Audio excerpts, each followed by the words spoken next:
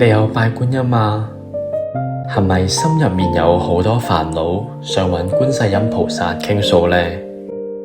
崇德研究總會舉辦禮敬觀音供花祈福開智慧活動，呢次係一個難得嘅機會，誠心參加將為你抽取與你累世有緣嘅觀音菩薩卡，為你加靈加智慧，助你所求皆能如願。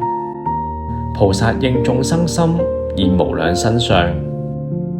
常見嘅10位觀音化身有楊柳觀音、慈經觀音、白衣觀音、魚籃觀音、延命觀音、普慈觀音、不二觀音、灑水觀音、水月觀音、施藥觀音。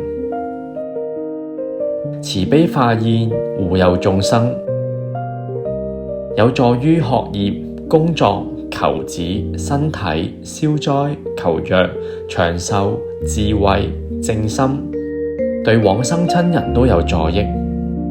你一定要嚟祈福開智慧，拜名師開智慧，係佛菩薩指引我哋一條真明路。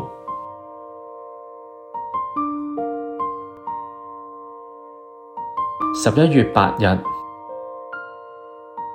農曆9月19，誠摯歡迎你參加。